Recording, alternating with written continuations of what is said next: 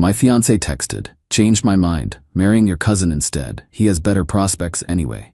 I replied, "Congratulations." Then I canceled our joint honeymoon booking and used the $18,000 refund for my solo trip to Bali. 4 days later, her father's lawyer was demanding I returned their family's money. Original post: I, 29 male, was supposed to get married next month. Notice the past tense there. Last Tuesday, sitting at my desk grinding through quarterly reports, my phone buzzed. Isabella, 27, my fiancée of 3 years. The woman I'd been with for 5 years total. The text was short, brutal, and oddly formal. "Nathan, I've made a decision. I'm marrying Trevor instead. He has better prospects anyway. The wedding is off. Please don't make this difficult." Trevor, my cousin. The same Trevor, 31M, who'd been coming to our Sunday dinners for the past year, complaining about being single. The same Trevor who just landed some hotshot finance job 3 months ago and wouldn't shut up about his signing bonus. I stared at my phone for maybe 2 minutes. Then typed back, "Congratulations." That was it. No argument, no begging, no rage, just one word. Then I got to work. See, Isabella came from money, old money. Her dad, Harrison, owned multiple businesses, and they'd insisted on contributing to our wedding. But here's the thing, they wanted control, so they put the deposits in my name since the groom should handle these things. Their words, not mine. The honeymoon package alone was $18,000, 2 weeks in Bali, 5-star everything, already paid in full. The venue deposit was another $8,000. Catering deposit, $6,000. All technically under my control. By 3 p.m. that day, I'd canceled the honeymoon booking, got lucky with their 30-day cancellation policy, full refund. Immediately booked a solo trip to Bali for myself, same resort, better room, for 3 weeks instead of 2. Cost me $11,000, leaving $7,000 in my pocket. Canceled the venue, lost half the deposit but got $4,000 back. Canceled the catering, got $4,500 back. They were cool about it. Changed all the passwords to our wedding planning accounts. Blocked Isabella on everything except email. Needed a paper trail. Total recovered, $26,500. Not bad for an afternoon's work. Then I drove to our apartment. Well, my apartment that she'd been living in rent-free for 2 years. Packed all her stuff into boxes. Designer clothes, jewelry I'd bought her, her collection of overpriced skincare. Everything. Neat and organized, labeled clearly. Left them in the building's storage room with a note for the super that she'd be picking them up. Texted Trevor from my work phone. "Congrats on the engagement. Isabella's belongings are in storage at my building. Pick them up by Friday or they go to Goodwill." Then I called my boss, told him I needed 3 weeks off starting in 2 weeks. He knew about the wedding, assumed I needed time to deal. Approved immediately. That evening, Isabella called 17 times. I didn't answer. Finally, she emailed, "Nathan, we need to talk about the wedding arrangements. A lot of money is involved." I replied, "All vendors have been notified and handled accordingly. Best wishes for your future." Wednesday morning, Harrison started calling. Let it go to voicemail. "Nathan, we need to discuss the wedding finances immediately. This is unacceptable." Thursday, Isabella showed up at my office with her sister Monica, 25. Security wouldn't let them up without my approval. I didn't approve. Friday morning, the real fun started. Update 1. So Friday afternoon, I'm packing for Bali when I get a knock at my door. Not Isabella. I'd already made it clear she wasn't welcome. It was a process server. Harrison had his lawyer send me a formal demand letter. The gist? I owed them $32,000, their investment in the wedding, plus emotional damages to Isabella. They claimed the money given for the wedding was a conditional gift, contingent on the marriage happening, and since I'd unilaterally canceled everything, I'd stolen from them. The letter was so full of legal word salad, it was almost funny. Almost. I immediately called my buddy Derek, who's a contract lawyer. Sent him everything, receipts, text messages, the works. He laughed, actually laughed. "Dude, they put everything in your name. No written agreement about conditions. She broke the engagement. You're golden. This is intimidation tactics." But the entitlement didn't stop there. Saturday morning, I wake up to 43 messages in my family WhatsApp group. My Aunt Janet, Trevor's mom, had gone nuclear.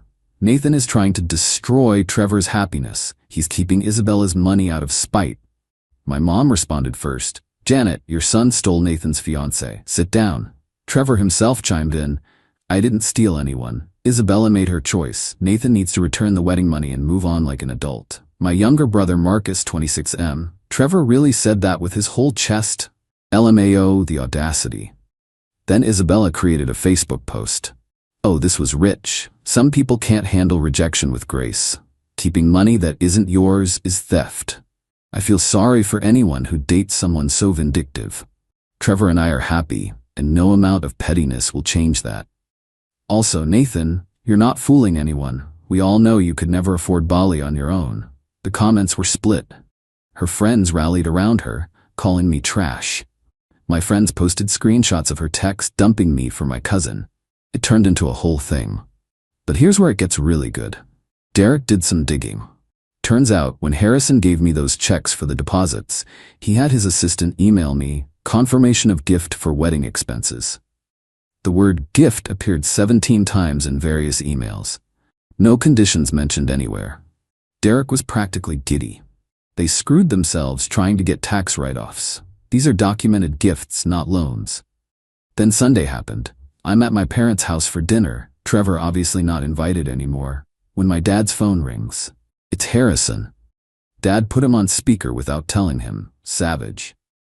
Richard, your son is being unreasonable. That money was for Trevor and Isabella's wedding.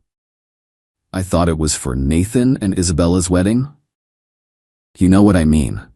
The wedding Isabella is having. The one where she's marrying someone else after sending my son a text message, that wedding? This is about money, not feelings. No, Harrison, this is about your daughter making promises she didn't keep. Nathan didn't steal anything. You gifted him money for a wedding that your daughter canceled. Maybe teach her about consequences. I'll sue. Go ahead. Discovery should be interesting. I heard Isabella's been texting Trevor for months while engaged to my son. That'll look great in court. Dead silence. Then Harrison hung up. Monday morning, Derek sent a response letter to Harrison's lawyer. Professional, but brutal. Outlined the gift documentation, noted Isabella's admission via text that she ended the engagement, and mentioned that any further harassment would result in a restraining order. He also noted that attempting to file a frivolous lawsuit could result in them paying my legal fees. The extinction burst started Tuesday. Trevor showed up at my gym at 6 a.m. Tried to corner me in the locker room. Bro, just give the money back. This is getting messy. Trevor, you're marrying a woman who dumped her fiancé over text for money. Good luck with that. It wasn't about money. We fell in love. Cool, then you won't miss the money. By the way, how's that signing bonus? Should cover a nice wedding. His face went red. That's already allocated for. Not my problem. Just like Isabella's dad's gifts to me aren't your problem. He actually tried to chest bump me. Gym staff intervened. He got banned. I finished my workout. Wednesday was Instagram gate. Isabella posted photos of her and Trevor wedding planning. The venue? A VFW hall. The ring? Significantly smaller than the one I'd bought her, which she'd returned and I'd already sold, another $8,000 in my pocket. Her friends were hyping it up, but you could see the difference. The 5-star venue I'd booked versus a community center. Premium catering versus what looked like a buffet menu. Then came Thursday's masterpiece. I get an email from Isabella herself. Not her dad, not lawyers, just her. Nathan, I know you're hurt, but this is getting ridiculous. Yes, I fell for Trevor. It happens. We didn't plan it. But keeping that money is wrong. It was my father's money for my wedding. You're being petty and everyone knows it. Trevor doesn't have the funds to pay for everything like you did. If you ever cared about me, you'd do the right thing. Please. I sat on that email for an hour, then responded. Isabella, the money was gifted to me for our wedding, which you canceled via text to marry my cousin. I used my gifted money to book my vacation to heal from your betrayal. I wish you and Trevor exactly the happiness you both deserve. P.S. The resort in Bali has couples packages if Trevor's signing bonus can cover it. Friday morning, my flight leaves in 6 hours. Sitting in the airport lounge now, typing this up. Just got one last text from an unknown number, probably Monica. You'll regret this. We'll make sure everyone knows what kind of person you are. I replied with a photo of my first-class ticket to Bali. Already boarding. Have a beautiful wedding. Then block that number 2. Update 2. From Bali. Been in Bali for 5 days now, and the drama followed me across the Pacific. First, the good stuff. This place is incredible. The villa they'd booked for our honeymoon? I upgraded it. Ocean view, private pool, personal butler service. Posted one sunset photo on Instagram. Just the view, no caption. 147 likes in 2 hours. Isabella's best friend Cynthia commented, "Must be nice spending stolen money." My college roommate replied, "Must be nice marrying your fiancé's cousin 5 weeks before your wedding." Cynthia deleted her comment. But the real entertainment came Wednesday night, Thursday morning back home. Harrison actually tried to file a police report for theft. The cops called me, thank God for international roaming, to get my side. "Officer, sir, we have a gentleman here claiming you stole $32,000 in wedding funds." Me, "Officer, I have documentation showing those were gifts to me. The wedding was canceled by his daughter, who is now marrying my cousin. I'm happy to email you everything." "She's marrying your cousin?" "Yes, sir," she informed me via text message. At that, "Sir, can you send those documents to this email address?" Sent everything. Got a call back an hour later. No charges would be filed. Harrison apparently made a scene and had to be escorted out. Then Friday hit, and Trevor decided to go nuclear on social media. Posted this novel-length rant about how I was financially abusing Isabella and holding their future hostage. He actually used the phrase, "Nathan is showing his true colors, a man who would rather vacation alone than see his family happy." The comments did not go the way he expected. "Bro, you stole your cousin's fiancé and you're mad he won't pay for your wedding? This math ain't mathing, Trev. The lion, the witch, and the audacity of this bitch. Imagine being this entitled to money that isn't yours." My brother Marcus posted, "Reminder that Trevor still owes me $300 from 2 years ago, but sure, Nathan's the problem." Trevor deleted the post within 3 hours. Saturday was the Flying Monkeys assault. Isabella's entire friend group started a coordinated harassment campaign. Messages, comments, DMs all saying variations of, "You're ruining her special day," "Be the bigger person," "You obviously never loved her," "Small deck energy." I posted one response on my story. "Friendly reminder that I didn't end my engagement via text message to marry someone else's relative. Now, excuse me while I enjoy this absolutely fantastic snorkeling tour." The meltdown was immediate. Isabella herself broke her silence with a TikTok. She has like 3K followers, thinks she's an influencer. The video was her crying, explaining how I was weaponizing money and punishing her for following her heart. The tearful finale, "He's literally in the honeymoon suite we picked out together, alone, just to hurt me." The comments were brutal. "Girl, you dumped him for his cousin.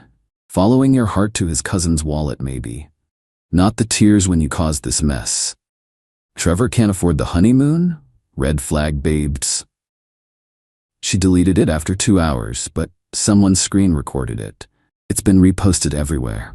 Then Monday, I get a WhatsApp from my grandmother. "Grandmother, Harrison had called my 82-year-old Nana, trying to get her to pressure me. This man really thought he could manipulate a woman who survived the depression and raised 7 kids. Nana's message to me, that Isabella's father called. Seemed upset about money. I told him my grandson doesn't negotiate with terrorists. Enjoy your vacation, sweetheart. Nana's a gangster." But Tuesday brought the nuclear option. Harrison hired a different lawyer. This one sent an email, not a letter, an email, threatening to sue me for intentional infliction of emotional distress and conversion of funds. Derek responded with one line, "Please review the attached gift documentation and cease all contact with my client. Further harassment will result in counteraction." That's when Trevor made his biggest mistake. He replied all to the lawyer email chain, genius move, with, "Just pay them back, Nathan." I'll admit this all started when Isabella and I began talking 4 months ago, but that doesn't mean you should keep money meant for her wedding. 4 months ago. Derek immediately forwarded this to me with, "Christmas came early. I'm sitting here in paradise, watching the sunset, sipping something with too much rum in it, while back home, Isabella's dream wedding turned into a VFW hall buffet because Trevor spent his signing bonus on a Tesla he's been flexing on Instagram for 2 months. The universe has a sense of humor. Final update. Got back from Bali yesterday. 3 weeks of absolute peace aside from the digital entertainment. Honestly, the distance gave me perspective, and the drama that unfolded while I was gone was better than any Netflix series. So here's what happened. The wedding was last Saturday. I know because Marcus went, absolute legend, and live texted me everything. The venue, VFW Hall with wood paneling from the 70s. The catering, local Italian place, family style. The flowers, grocery store arrangements. The photographer, Trevor's friend with an iPhone 14 Pro.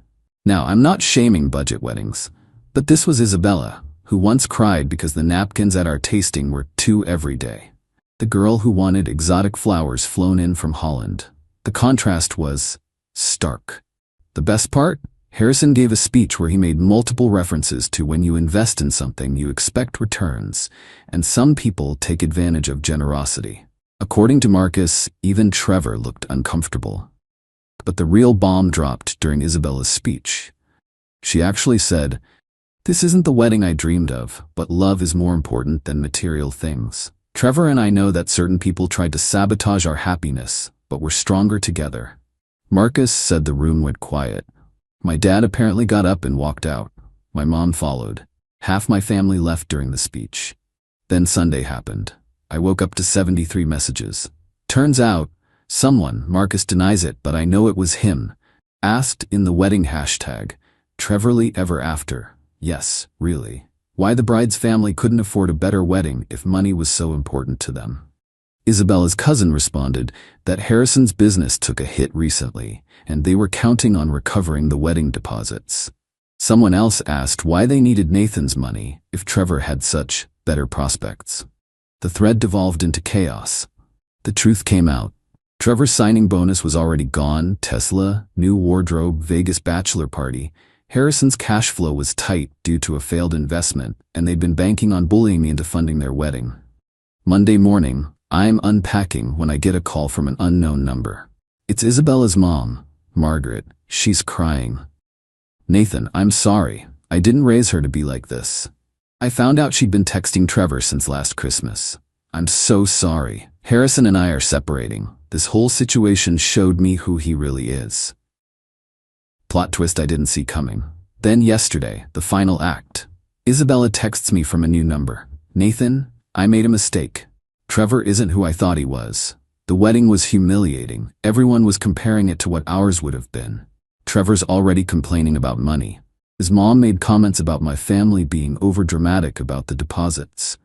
This isn't what I wanted. Please, can we talk?" I didn't respond, but I did screenshot it and send it to Derek with, "For the files." An hour later, Trevor messages me. "Isabella won't stop talking about you and the Bali trip. This is your fault. You turned everyone against us. We could have worked this out like adults if you hadn't been so petty." I responded, "Worked what out? You were sleeping with my fiancée for 4 months while coming to my apartment for dinner. You both made your choice. Live with it. You ruined her wedding day." "No, Trevor, you both ruined mine. I just refused to pay for yours." He blocked me after that. Good riddance. Last night, my parents had me over for dinner. My dad pulled me aside. "I'm proud of how you handled this. You didn't stoop to their level, you just protected yourself. Isabella and Trevor deserve each other, and Harrison learned he can't bully people with fake legal threats." This morning, I'm sitting in my apartment, coffee in hand, looking at the Bali photos. That $7,000 left over after the trip, put it toward a down payment on a new truck. The $8,000 from her engagement ring? Investment account. Isabella and Trevor are married now, stuck with each other, in debt from a wedding they couldn't afford, living with the knowledge that their entire families know they're cheaters who tried to steal money they weren't entitled to. Harrison's facing a divorce and his reputation in our social circle is shot. Turns out, when you try to shake down your daughter's ex for money that was legally gifted to him, people notice. Me? I had the best 3 weeks of my life. Swimming with manta rays, hiking volcanoes, eating incredible food, and not marrying someone who could throw away 5 years via text message. The best revenge? It wasn't even revenge. I just refused to fund their betrayal, and took a vacation with my money. They created their own consequences. To everyone asking if I regret not being the bigger person, absolutely not. Being the bigger person doesn't mean being a doormat. It means handling things with dignity while still protecting yourself. I didn't seek revenge. I just stopped providing benefits to people who betrayed me. Isabella wanted Trevor because he had better prospects? Cool. Hope those prospects include paying for their own life instead of expecting me to subsidize it. Anyway, I'm done with this chapter. Got a date tomorrow with a woman from my book club who thinks the whole story is the most satisfying karma she's ever heard. Life goes on. And it goes on better without toxic, entitled people in it. Thanks for following along. I'm out. Edit. Since some asked, yes, all of this is legal where I live. Gifts are gifts, especially when documented as such. No, I don't feel bad. They felt entitled to money that wasn't theirs while betraying me. Play stupid games, win stupid prizes.